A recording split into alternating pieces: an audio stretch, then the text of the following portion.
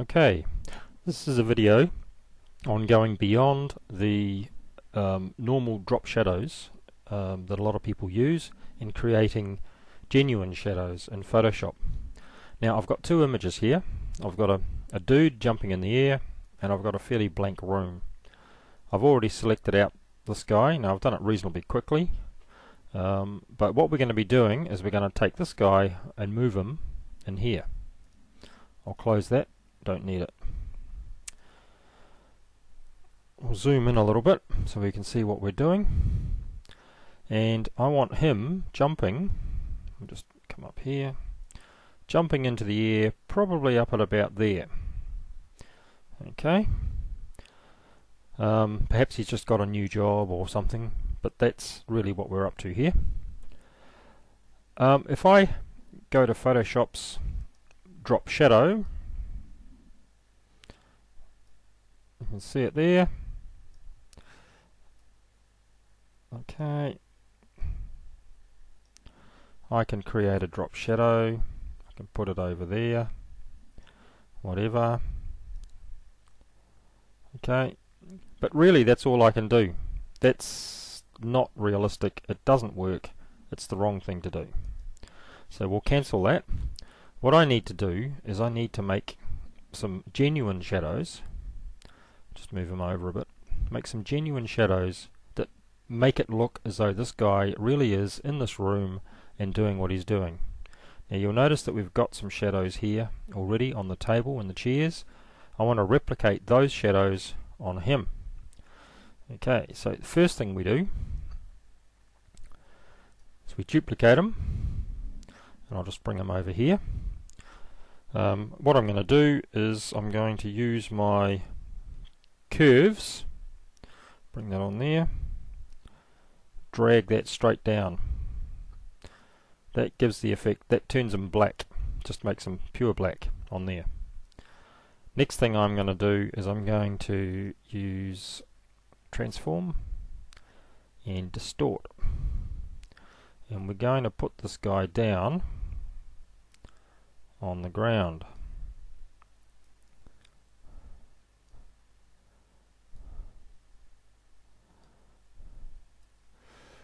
Now I'm just doing this by eye at this stage. There are ways to do it more. Okay, now you'll notice he's in the air, so I'm not doing it directly from him. If he was on the ground, I would be doing it up from here, but he's actually in the air, and the light source is somewhere over here, so we drag him off over here a little bit. Alright, I'll give that a little bit more there.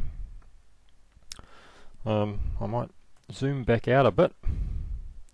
The reason I do that is so that I can have access to this point over here. See that?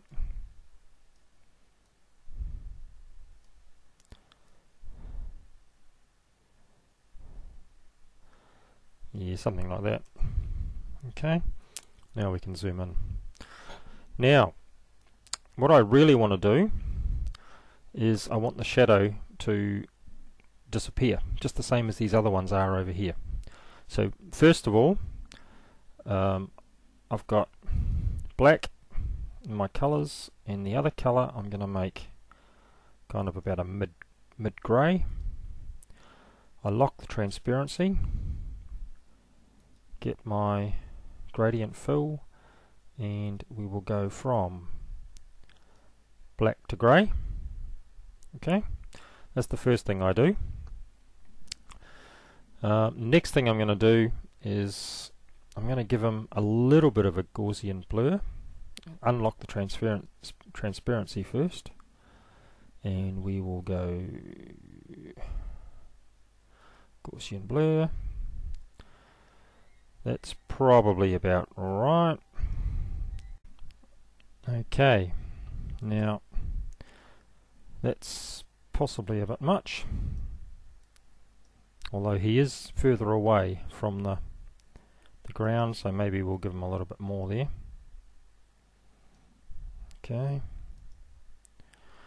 Next thing I'm going to do is I'm going to use my quick mask here and a gradient this time a gradient of black and white, okay, to make a mask like that. Now that's sort of on that angle through there. It means that anything I do to this image is going to affect this end of the shadow a lot more than this end. It's not going to affect that end at all, and it's going to move on. Turn that back off. You can see the line there. Now if I come back up here to my filter, you'll notice Command F will give me a Gaussian blur again.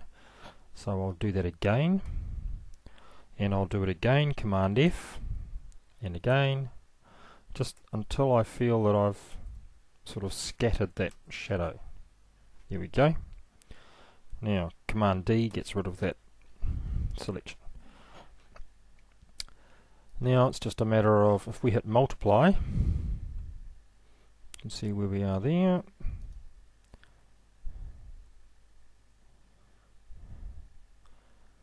And play with the transparency. And that shadow is probably a lot more realistic than if I just tried to use drop shadow.